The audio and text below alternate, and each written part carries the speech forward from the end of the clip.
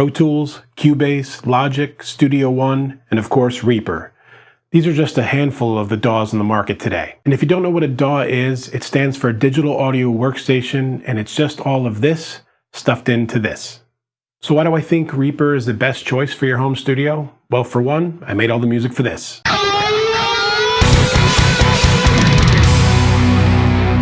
Today I'm not going to be doing any guitar or playing any music for you. This video was for people looking to get started with home studio recording and how they can get the best sound for the least cost. Well, I'm going to start by dropping truth bomb number 1 on you here. When it comes to sound quality, it doesn't matter which DAW you get. You heard me right. It doesn't matter which DAW you get for sound quality. A wave is a wave is a wave, or whatever file format you're using to save your music files. You're not recording on analog tape anymore. You're recording on a hard drive. The hard drive is your recording medium. We used to record on one of these, and now we record on one of these. And whatever DAW you record with, it's going to sound the same no matter which one you do, because they're not designed to color the sound in any way, unlike a mixing board or whatever you used in the past. In fact, they're designed completely the opposite. They're not meant to color the sound at all. Whatever signal's going into the computer is going to be what you hear back out. So why choose one DAW over another? Well, it comes down to features and workflow, and that leads me to truth bomb number 2.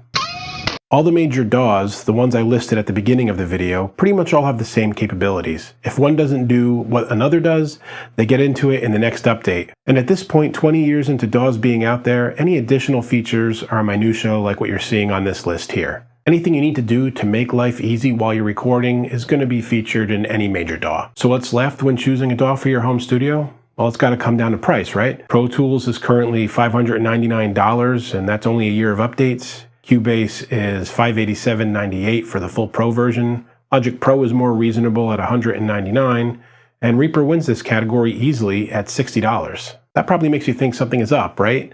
You get what you pay for and all that, and why are all the major studios using Pro Tools? And usually the get what you pay for adage is totally spot on. But in this case, it's not really true. As I said in truth bomb number 2 there, you pretty much get the same thing with all the DAWs as far as features go. So why are the major studios all using Pro Tools? Well, to answer that, you have to go deep into the past. It was the late 90s, and musicians were just starting to discover that recording music on a computer was like a word processor compared to a typewriter. It was so much easier. But studio engineers had invested years and years and decades into learning all this complicated equipment and hardware, and when they transited over to computers, a lot of the logic and layout of it didn't really make sense to them. So when Pro Tools came out, the designers of it were smart enough to put it together in such a way that the layout and the logic of using it made a lot of sense to use the same terminology, and engineers who had worked on analog equipment for all those years could really get their heads wrapped around it, while some of the other earlier DAWs were really made by guys with computer nerd brains, if you will, kind of like me. The layouts and use of those DAWs just made more sense to someone who was more of a computer programmer type person, whereas Pro Tools made perfect sense to someone who was used to having tactile contact with the equipment in front of them.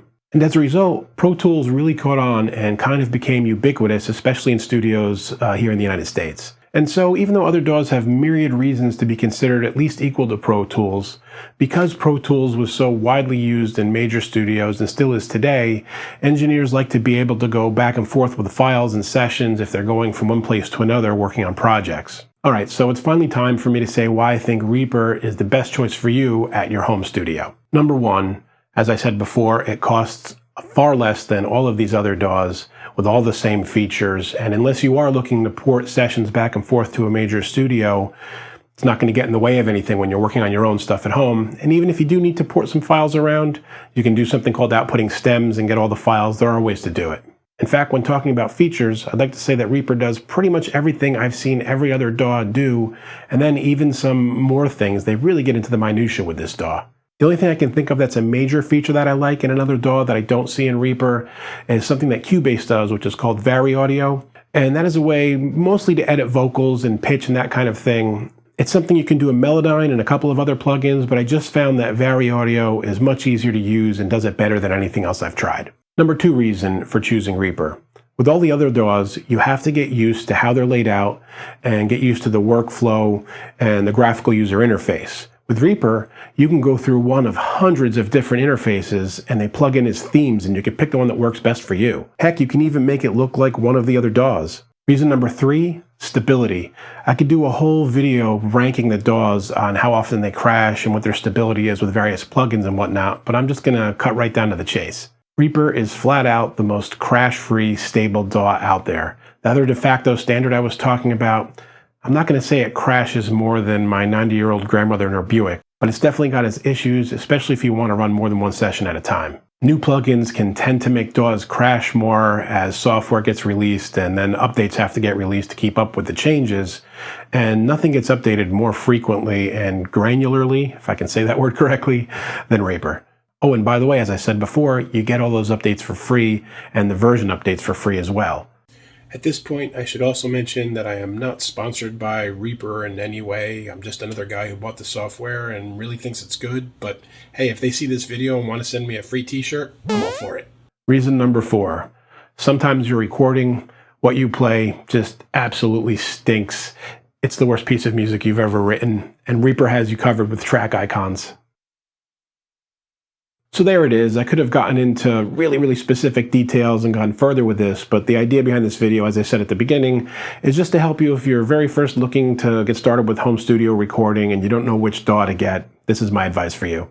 I do have more to be said about the first setup, what kind of hardware to get the sound into the computer and all that. I have a video about recording something pro sounding for under 1K. I'll link that up here. That said, I'm going to roll you out here with a piece of music from my Spotify channel that was all recorded, mixed, and mastered right in Reaper right here in this room. If you're into oodles of guitar rock, check it out. Maybe give me a follow over there on Spotify. Thanks for checking out this vid, and I'll see you next time.